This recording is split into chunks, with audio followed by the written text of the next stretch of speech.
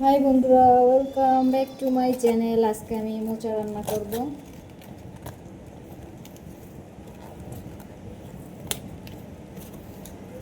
সবাই কেমন আছে?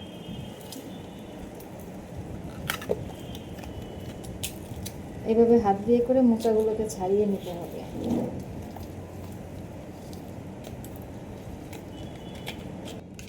এখন এটা দুই হাত দিয়ে ভেঙে নেব।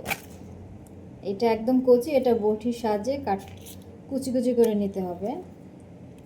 এই যে বাকিটা দেখেন।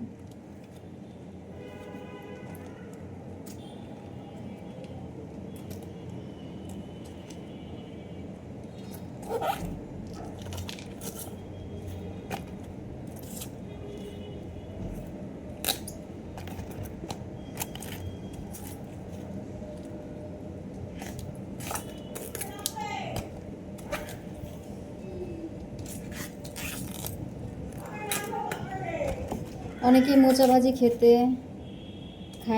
খেতে জানে কিনা জানি না, তবে আমি তো অনেক বেশি পছন্দ করি মোচা ভাজি। সবাই আমার সাথেই থাকবেন। সুন্দর করে কুচিয়ে কুচিয়ে গরম পানিতে সিদ্ধ করে নিতে হবে।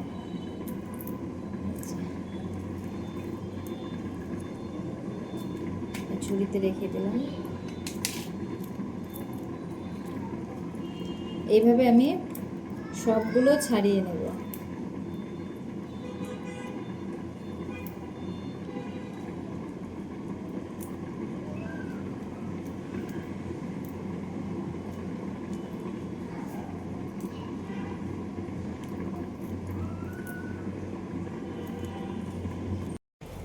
বন্ধুরা দেখো, আমার একদম মোচা কাটা কমপ্লিট, কুচিয়ে ফেলেছি।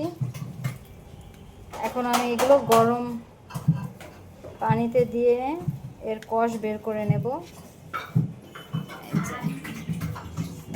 এখন আমি এই যে গরম পানিতে দিয়ে দেব। হ্যাঁ, এই যে কুচানো মোচাগুলো গরম পানিতে দিয়ে দেব।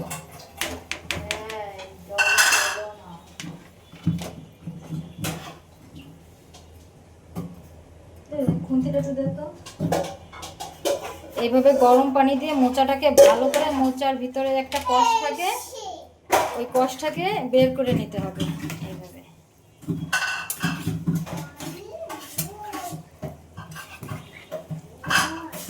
এই যে কালো একটা কষ বেরিয়ে আসবে মোচা থেকে।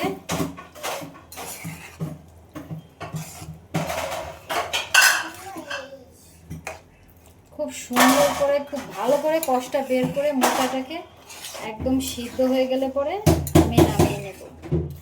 এখন এটাকে প্রায় 15 থেকে 20 মিনিট আমি এটাকে সিদ্ধ করে নেব।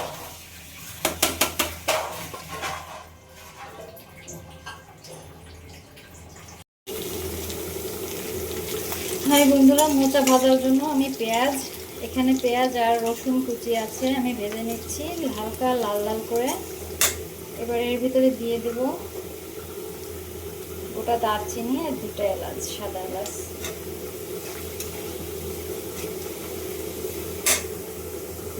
করেছি আদা রসুন বাটা,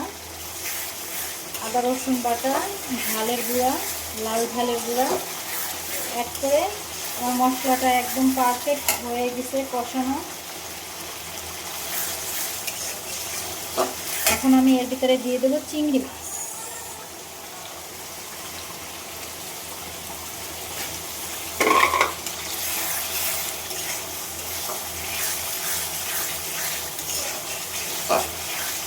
ওয়াও, সেই সুন্দর কালার আসছে।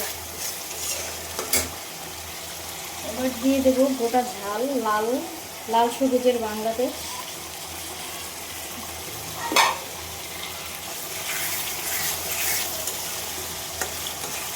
মোচা ভাজতে গেলে এরকম মাংসের মতন মশলাটা কষিয়ে নিতে হবে, নাহলে আপনি টেস্ট পাবেন না একটুও। এই যে আমার মোচা সিদ্ধ, আমি মোচাটাকে সিদ্ধ করে নিয়ে ছেঁকে নিয়েছি। এবার আমার মোচাগুলো দিয়ে দেবো।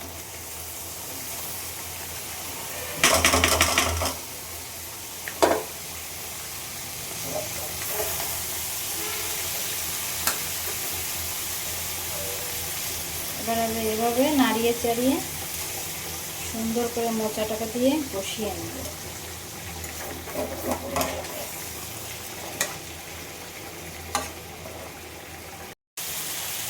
এই যে আমার মোচা ভাজির অবস্থা, প্রায় ভাজা হয়ে গেছে। এখন আমি জিরা গুঁড়া দিয়ে দেবো, ভাজা জিরা গুঁড়া। মোচা ভাজিটা হয়ে গেছে, নামিয়ে নিয়েছি বাটিতে। এই যে